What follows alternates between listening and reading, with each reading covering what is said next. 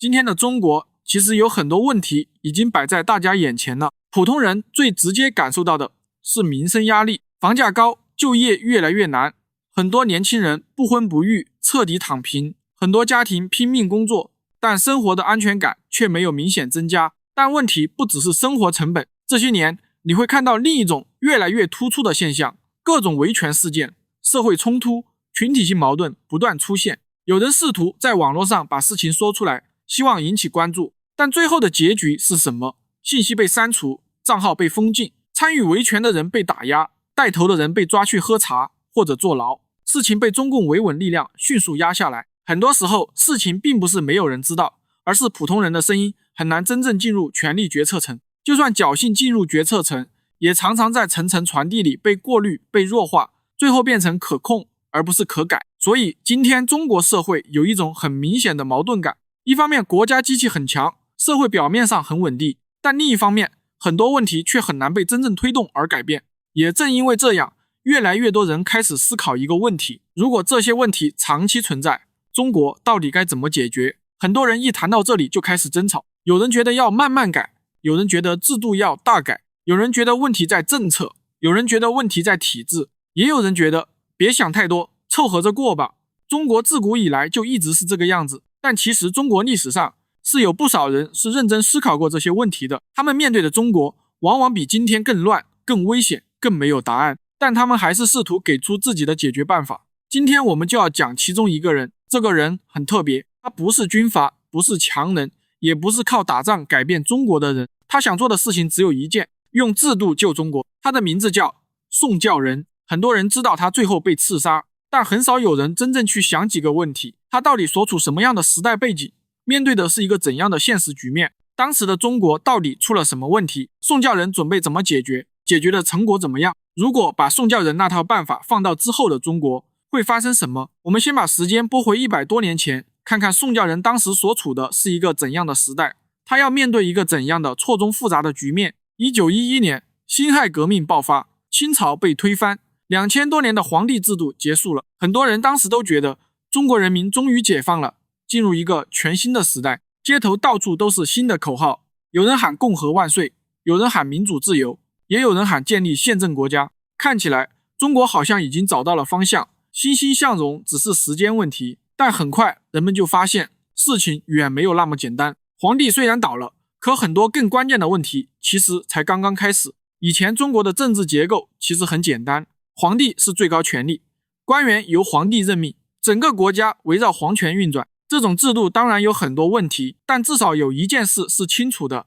权力的中心在哪里，大家都知道。可当皇帝突然消失以后，这个结构也跟着一起崩掉了。1912年，中国宣布成立新的国家中华民国。表面上，中国已经从一个皇帝统治的帝国变成了一个共和国，新的国家也迅速搭起了一套看起来很现代的制度框架，同时还制定了一部中华民国临时约法，试图用法律来规定权力的边界。从形式上看，中国好像已经开始走向一个现代文明国家的政治结构，但问题很快就出现了。这些制度虽然写在纸上，但他们到底能不能真正决定权力的运行方式，其实还是一个未知数。总统听不听国会，军队归谁管，中央政府能不能真正控制全国，这些最关键的问题其实都没有稳定的答案。与此同时，中国各地还掌握着大量武装力量，很多地方的军人、地方官员、革命派力量都在各自控制着自己的地盘和资源。换句话说，当时的中国出现了一种很奇怪的局面，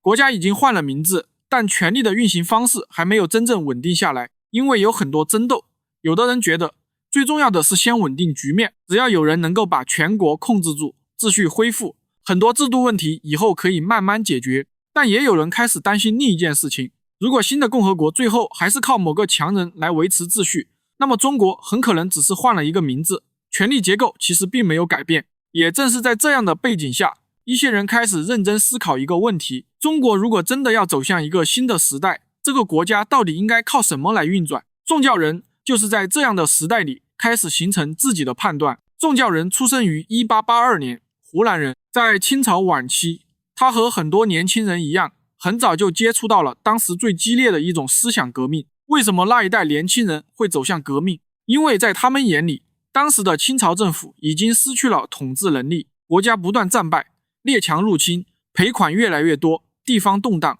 社会矛盾越来越严重。很多人觉得这个旧王朝已经不可能再把中国带向一个新的时代，所以在20世纪初，一批年轻的革命者开始组织起来，试图推翻清朝，建立一个新的国家。1905年，孙中山在日本东京成立了一个革命组织，叫做同盟会。这个组织的目标其实写得非常清楚，驱除鞑虏，恢复中华，建立民国，平均地权。简单说就是4件事：推翻清朝的统治，建立一个属于中国人的共和国，让国家摆脱旧的专制制度，尝试进行一些社会改革。宋教仁很早就加入了同盟会，而且在这个组织里非常活跃。但在参与革命活动的过程中，他慢慢开始意识到一件事情：推翻一个王朝其实并不等于解决中国的问题。革命可以打倒旧制度，但革命本身并不能告诉人们新的国家应该怎么运转。辛亥革命成功以后，这个问题一下子变得非常现实。清朝已经倒了，中华民国已经建立，可新的国家该靠什么来治理？如果没有一套稳定的政治规则，中国会不会很快又陷入新的权力斗争？现在我们把镜头从100多年前拉回今天。今天中国社会很多人的不满其实都发生在一个很明确的政治框架之下。中共长期的一党专政体制，还有习近平的个人独裁，这种专制体制下，权力高度集中，政治权力缺乏外部制衡。如果从制度结构来看，这一点和宋教仁当年所面对的时代其实有一个非常相似的地方。权力主要依附在统治集团之上，而不是被制度牢牢约束。假设有一天中共结束一党专政，不再是执政党，上来一个新的执政党，一个新的政府，想走向民主体制转型，那他第一天要面对的不是口号怎么喊，而是一堆现实问题。中共统治时期留下的这些结构性问题到底怎么处理，怎么改，怎么防止换个招牌又回到老路？因为宋教仁当年就是在同样的节点上思考，清朝倒了，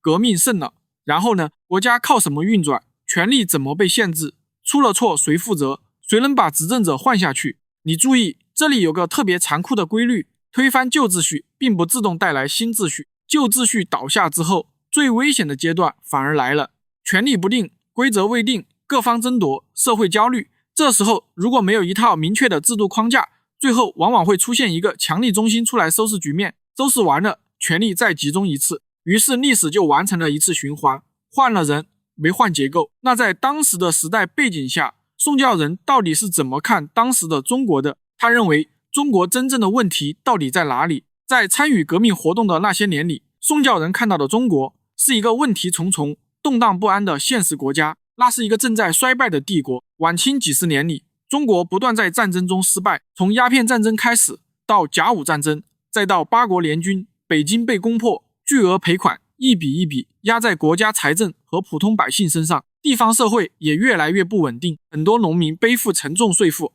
地方官吏层层盘剥，灾荒和饥荒一来，大量人口流离失所，各地时不时爆发民变、起义和暴动。在当时很多年轻知识分子的眼里，清朝的问题已经不只是政策不好，而是整个政治结构出了问题，权力高度集中在皇权体系之下，官员只需要向上负责，很少真正对社会负责，制度缺乏有效监督，一旦上层腐败，整个行政体系就会迅速失去效率。宋教仁后来在文章中也多次表达过类似的判断，如果一个国家的政治完全依赖少数人的意志，那么只要统治者昏庸或者制度失效，整个国家就会迅速陷入危机。也正是在这样的观察中，他逐渐形成一个很清晰的看法，清朝的问题表面上看是一个王朝的问题，但更深层的原因是中国长期缺少一种能够约束权力，让政府对社会负责的政治制度。换句话说，中国历史上并不缺新的统治者，缺的是一种规则，一种能够让权力不再完全依附个人，而是受到制度限制的规则。所以在宋教仁看来，如果辛亥革命只是推翻清朝，却没有建立新的政治制度，中国很可能仍然会回到过去那种循环，新的统治者上来，权力再次集中，时间一长，问题再次累积，然后历史再次重演。正因为这样，他开始把注意力从革命转向另一件事情，不是简单的推翻旧政权，而是去寻找一种制度，一种能够让权力受到约束，让政府必须对社会负责的制度。如果把这一段历史往今天的中国对照一下，其实会发现一个很值得认真思考的问题。今天中国社会很多矛盾，表面上看是经济问题、就业问题、房价问题、社会公平问题。但往深一层看，这些问题往往都会指向同一个地方：政治制度本身。在中共长期的一党执政体制下，权力高度集中在一个政治体系之内，官员的升迁、资源的分配、重大政策的制定，大多是在体制内部完成。普通人的利益和声音并没有稳定的制度渠道可以真正影响决策，得到根本保障。所谓共产党为人民服务，变成了人民为共产党服务。所以很多社会矛盾最后都会变成一种非常熟悉的局面，问题可以被知晓，但始终得不到解决。根本在于权力的运行方式得不到改变，权力只对权力的来源负责。如果从制度结构来看，这一点其实和宋教仁当年看到的中国有一个很相似的地方。在晚清时代，权力同样高度集中在统治集团手中，官员主要向上负责，而不是向社会负责。一旦上层判断失误，整个国家机器就很难及时纠错。这也是为什么宋教仁当年会得出一个非常关键的结论：中国的问题表面上是个人和政策的问题，但更深层其实是权力缺乏制度约束的问题。直白粗暴点就是，你老百姓管不了官老爷。所以把这个问题放到今天，如果真的出现中共不再执政的转折点，新执政党最先要想清楚的，不是怎么赢得掌声，而是回答中国政治最底层的病根：权力该怎么被制度驯服。那宋教仁既然看到了这些问题，他准备怎么改变中国？辛亥革命刚结束那会儿，革命阵营内部对共和国到底怎么运转，其实分歧很大，主要分两派人。一派人的直觉是，国家刚从地质里塌出来，最怕的就是乱，最怕的是地方不服中央，军队不听调度，所以他们更偏向一种强总统的路数，总统权力大一点，先把全国拢住，先把秩序压住，其他制度慢慢再说。孙中山那种革命领袖的气质也很容易被推到这个位置。你让一个刚打完仗需要快速决断的人去搞天天拉票、天天谈判的议会政治，很多人会觉得太慢、太散、太不顶事。而且别忘了，南京临时政府最初确实按内阁形式搭过一套班子，但很快就要面对北方、军队、财政这些硬现实。另一派人，宋教仁这一派的想法几乎相反，他看到的最大风险不是议会太慢，而是强总统太快，快到权力一下子就重新集中，快到还没来得及把规则定进去，中国就又回到强人政治里。宋教仁因此特别坚定地推一条路线，叫议会制共和国，更具体说就是责任内阁制。内阁对议会负责的制度，先把国会选出来，让国会里形成多数党，然后由多数党组阁，内阁要对国会负责，干得不好就下台。用这种办法把权力关进程序里，而不是再压在某个英明领袖身上。由于议会制度，估计有很多人不理解是什么意思，这里稍微解释下，就是老百姓选议会，议会选政府，政府必须听议会的。在议会制共和国里，国家权力大致分成3步运转。第一步，老百姓投票选代表，这些代表组成议会，比如国会、医院之类。第二步，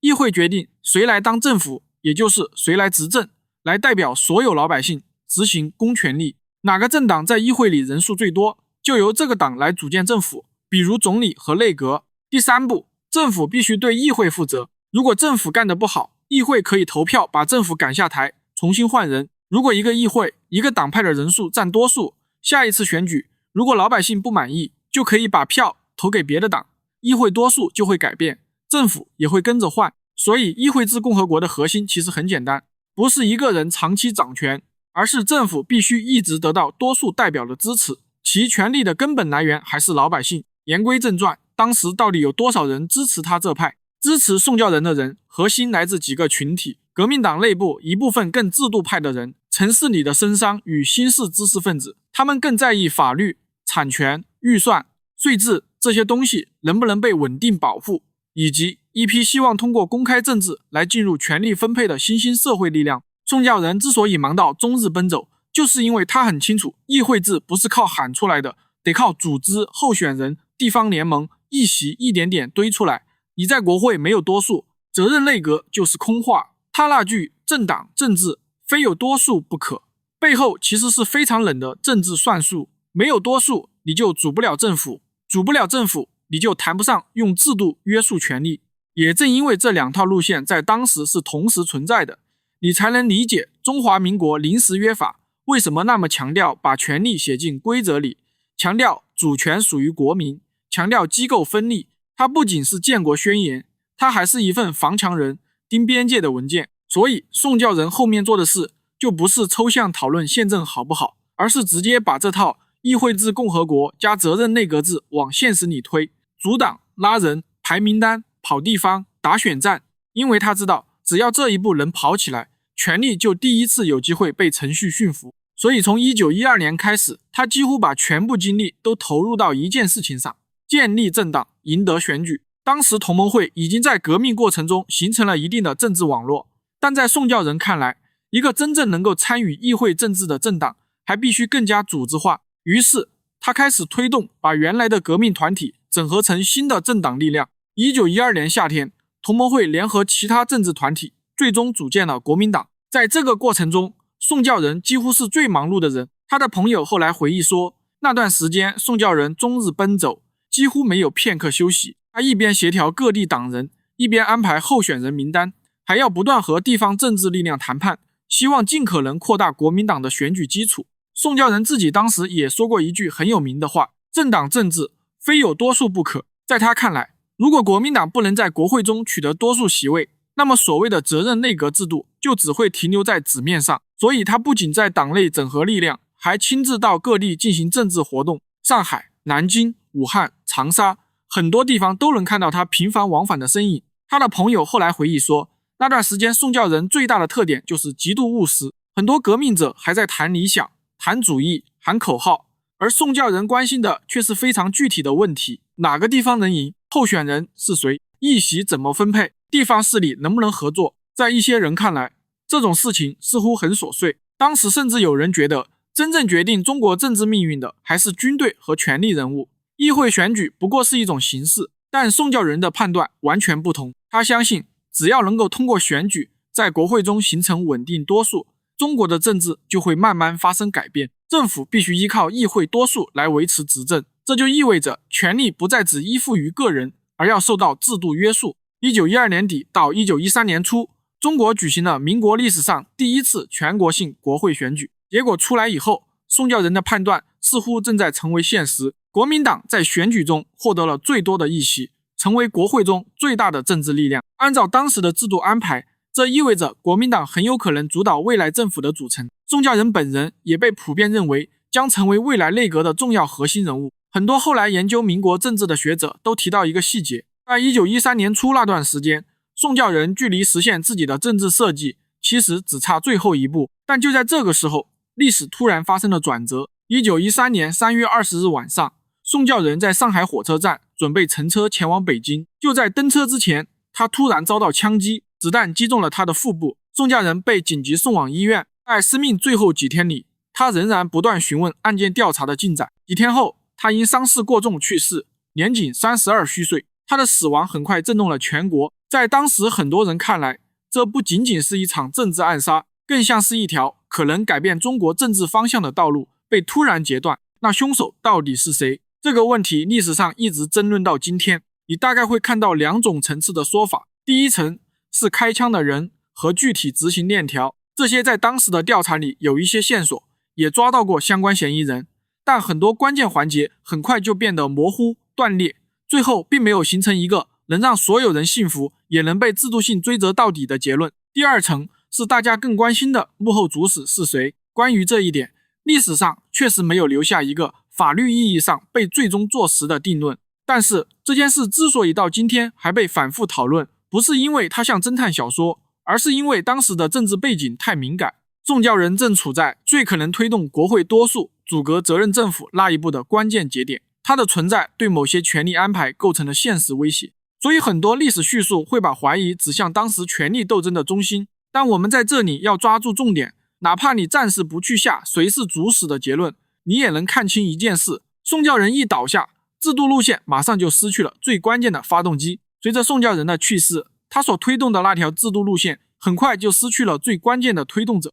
原本围绕国会多数、责任政府、政党政治展开的那场政治实验，还没真正开始运转，就被另一套权力逻辑迅速压了下去。接下来发生的一系列事情，其实把中国的政治方向彻底改写了。1913年，国会选举刚刚结束不久，全国最大的政治力量已经变成了国民党。如果按照宋教仁的设计继续推进，下一步很可能就是由国会多数党组建内阁，让政府对议会负责。但现实很快朝着另一条路走去，掌握军队和中央权力的袁世凯并不愿意让国家真正进入议会政治。不久之后，围绕权力的冲突迅速爆发。1913年，南方爆发所谓的二次革命，袁世凯动用北洋军镇压，各地革命派力量被迅速击败。紧接着，一连串制度性的变化开始发生，国民党被宣布为非法组织，大批议员被迫解散或驱逐，国会被迫停止运作，总统权力不断扩大。到了1914年，原本象征共和制度的临时约法被废除，取而代之的是一套更有利于总统集权的新法律结构。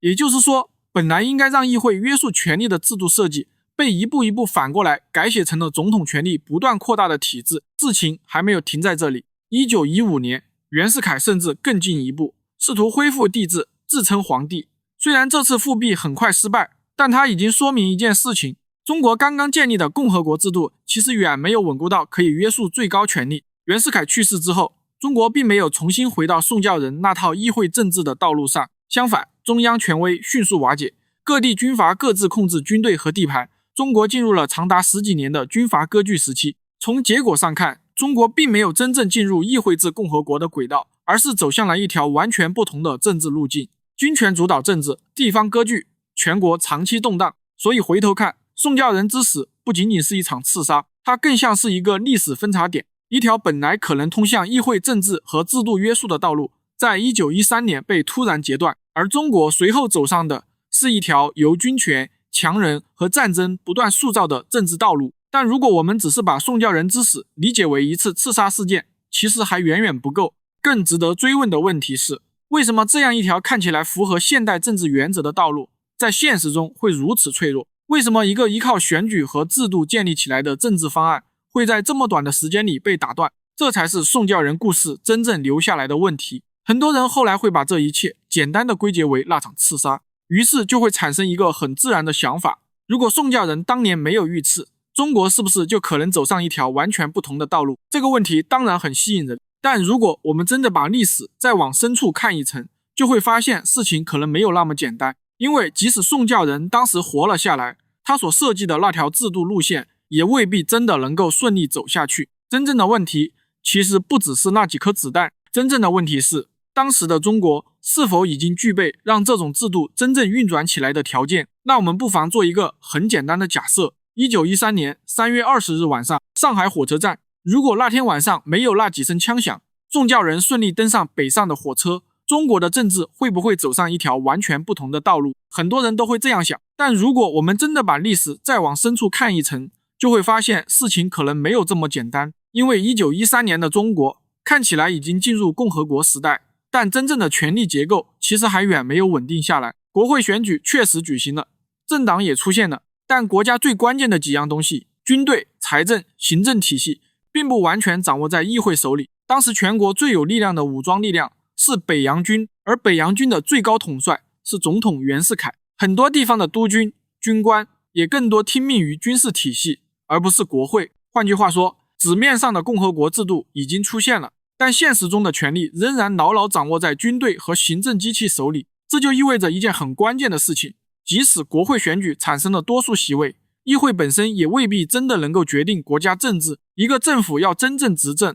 不只是要赢得选票，它还必须能够控制财政、指挥行政体系，甚至影响军队。如果这些资源并不受议会控制，那么制度本身就会变得非常脆弱。当时的中国还面临另一个更深的问题，很多人其实并不真正相信议会政治。对于许多官员、军人、地方势力来说，政治更像是一种权力博弈，谁有军队，谁有地盘，谁能调动资源，谁就有话语权。至于选举、议会、政党竞争，在很多人眼里不过是一种新的政治形式。一旦制度的结果对自己不利，很多人未必愿意真的接受这种规则。这也是议会政治最难的一件事。制度要运转，不只是因为规则写在纸上，而是因为参与者愿意承认规则的权威。在很多国家，这种政治共识是经过几十年甚至上百年慢慢形成的。但在1913年的中国，这种共识几乎还没有真正出现。革命刚刚结束，各种政治力量都在寻找自己的位置，新的国家结构还在摇摆，新的权力格局也还没有定型。在这样的环境里，一套刚刚建立的制度其实非常脆弱，它需要时间，需要稳定，也需要一种大家愿意遵守规则的政治文化。而宋教仁所面对的中国却恰恰缺少这些条件。所以当我们回头看那段历史的时候，会发现一件很耐人寻味的事情。宋教仁提出的很多制度设计在逻辑上其实并没有问题，但在当时的中国，这些制度想要真正落地，却必须面对一个更强大的现实，权力的运行方式还没有准备好被制度改变。他的失败不只是一个人的悲剧，它更像是那个时代的一面镜子，一边是刚刚诞生的现代政治理想，另一边是仍然强大的旧式权力结构，两者在民国初年的中国短暂相遇，然后迅速发生了碰撞。好，我们把这个思想实验往前推一步，假设有一天中国真的进入一个新的政治时代，中共退出执政，新政府上台，新政府宣布要建立新的政治制度，要搞政党竞争、议会政治、责任政府，让权力进入制度，听起来很熟悉，对吧？这其实就是宋教仁当年想做的事情。但问题马上就会出现，新政府刚上台第一周，现实就会逼到脸上。你可以在电视上宣布新的制度，你可以宣布要搞选举，要有国会，要让政府对议会负责。可真正的问题不是这些，真正的问题是下面的人听不听你的。中国这么大的国家，从中央到地方，整个行政体系有多少人？几百万公务员，成千上万的部门，复杂到极点的审批、财政、执法系统。这些人昨天还在一个完全不同的体制里工作，他们习惯的是另一套规则，另一套晋升方式，另一套权力逻辑。现在你说我们换制度了，那很多人心里第一反应不是理想，而是很现实的问题。我听谁的，站哪边安全？如果按新制度办事，将来会不会被清算？我如果不动，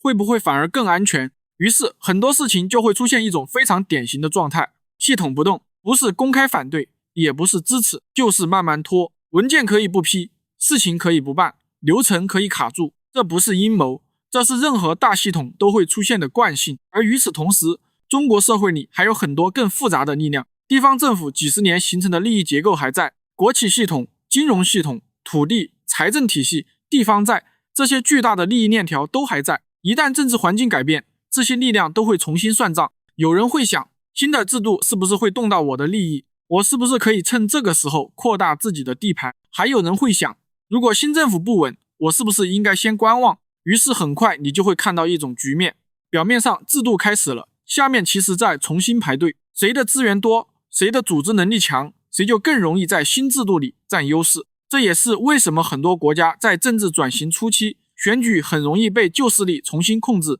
因为旧体系的人有组织、有资源、有网络，而新的政治力量往往只有热情和理想。再往后一步，新政府很快还会遇到另一种压力，国家每天都要运转，电网要稳定，城市要供水，警察要巡逻，医院要开门，财政要发工资。如果这些事情稍微乱一点，社会马上就会焦虑。这时候普通人最关心的就不是制度设计了，而是一个很简单的问题：生活能不能正常？一旦生活开始出现混乱，人们对制度的耐心就会迅速下降。很多人会开始说一句历史上反复出现的话：先把秩序恢复了，再慢慢谈制度。而这句话往往就是强人政治重新出现的起点。所以你回头看宋教仁，会发现他当年面对的其实是同样的难题。他想用选举和议会把权力关进制度，但当时中国真正的权力结构、军队、行政体系、地方力量并不完全受制度控制，所以他的制度路线看起来很合理，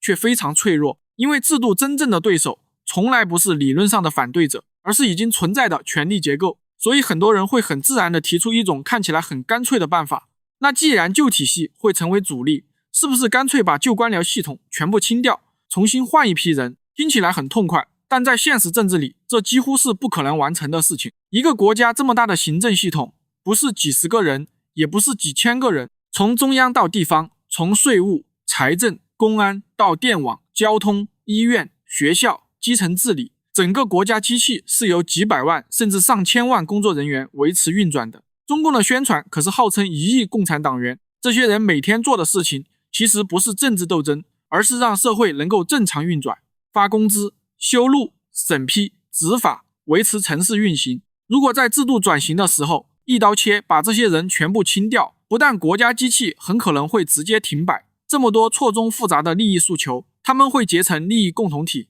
明里暗里和新政府展开激烈的斗争，而国家停摆和斗争全面扩大，社会很快就会陷入更大的混乱。所以在几乎所有国家的政治转型中，都会出现同一种现实选择，旧体系的人不可能全部消失，很多人会留下来继续工作，有人慢慢适应新的制度，也有人逐渐退出权力中心。这也是为什么政治常常被称为一种妥协的艺术，不是因为理想不重要，而是因为国家运行本身需要有懂行的人执行，如果不能执行，再好的制度设计也很难落地。所以我这里讲这些，并不是在说中国的民主转型一定会失败，也不是在说制度改革没有意义，恰恰相反，宋教仁的故事之所以重要，就是因为它提醒我们一件事情，制度改变从来不是一句口号，而是一场非常复杂、非常艰难的现实工程。它既需要理想，也需要耐心，既需要规则，也需要妥协。而宋教仁当年最大的悲剧，就是他想要推动的那套制度，还没有来得及在现实中站稳脚跟，就已经被历史打断了。所以宋教仁留下来的经验其实非常现实。如果未来中国真的有一天进入新的政治时代，一个新的政府想推动民主制度，那第一步当然是要设计制度，宪法怎么写，选举怎么进行，政府怎么产生，权力怎么监督，这些都必须先想清楚。但历史反复证明一件事，制度设计如果只停留在纸上，而没有考虑现实权力结构，它很容易在第一轮冲击里就被压垮。民国初年的问题其实就在这里，共和国成立了，国会选举也举行了，纸面制度看起来很现代，但很多真正决定权力走向的东西其实还在制度之外。最明显的是军队，一个国家真正的秩序最后靠的不是议会表决，而是武装力量是否服从国家规则。民国初年，北洋军掌握在袁世凯体系手里，地方督军也各自控制军队，所以当制度和现实发生冲突的时候，最后决定结果的往往不是国会，而是谁手里有兵。这就是为什么很多历史学者后来会说，枪如果在制度外面，制度就很难稳定。但问题不只是军队，还有财政，国家每天都要运转，公务员要发工资，军队要养，城市要供电供水，社会要维持秩序，这些都要钱。如果财政体系不受新制度控制，中央政府就会很快遇到一种尴尬的局面，你有政治合法性，但没有资源，地方可能继续按旧网络运行，国有企业可能不配合，金融系统可能观望，一旦财政失去控制，制度就会变得非常脆弱。再往下还有行政机器，中国这么大的国家，真正让政策落地的是庞大的官僚系统，如果这个系统不相信新规则，或者不知道新规则会不会稳定，他们最自然的反应往往不是反对，而是不动，文件拖着，事情慢慢办，流程卡住。国家机器一旦进入这种状态，任何制度都会运转困难。还有一个常被忽视的因素是地方权力结构。中国历史上一直存在一个问题，中央制度设计得再好，如果地方力量各自为政，制度很难真正统一执行。民国初年的军阀割据就是一个典型例子。所以制度要稳定，不只是中央的问题，还必须让地方愿意在同一套规则里运作。再往深一点，还有利益结构，几十年形成的国企系统、金融系统、土地、财政、地方、债务，这些都是巨大的利益网络。制度一旦改变，利益格局就会改变，不同集团会重新站队，重新谈条件。这些力量如果没有被制度吸纳，很容易在制度之外形成新的权力结构。讲到这里，我们其实也差不多走完了宋教仁这一段历史。回头看这个人，会有一种很复杂的感觉。宋教仁只有30多岁，他没有真正掌握国家权力，也没有完成他想做的事情，但他留下了一样非常重要的东西，那就是一种对中国未来的制度想象。在那个很多人还在谈革命、谈口号的时代，他已经开始认真思考一件事：中国怎么才能建立一套制度，让权力真正受到约束，让政府必须对社会负责。为了这件事，他奔走各地，组织政党，推动选举，最后他也为这件事情付出了生命。所以在这里，我想先向宋教仁先生表达一种很朴素的敬意。他所做的一切本质上只有一个目标，希望中国人将来能生活在一个更好的国家里，过上更稳定、更有尊严的生活。100多年过去了，中国已经发生了巨大的变化，但关于制度、关于权力、关于国家该如何运转的那些问题，其实仍然没有完全消失。如果未来中国真的有一天走向民主转型，那条路很可能不会轻松，现实往往比书本复杂得多，也可能比我今天讲的这些困难得多。宋教仁用自己的生命给后人留下了一段非常珍贵的经验，他提醒我们，制度不是一句口号，民主也不是一夜之间就能完成的事情，它需要智慧，需要耐心，也需要很多代人的努力。所以记住这些历史，并不是为了沉浸在过去，而是为了让未来少走一些弯路。最后也只能用一句很朴素的话来结束今天这一集，愿造物主保佑中国，保佑中华民族，在未来的道路上能够以尽可能小的代价完成民主制度的转型。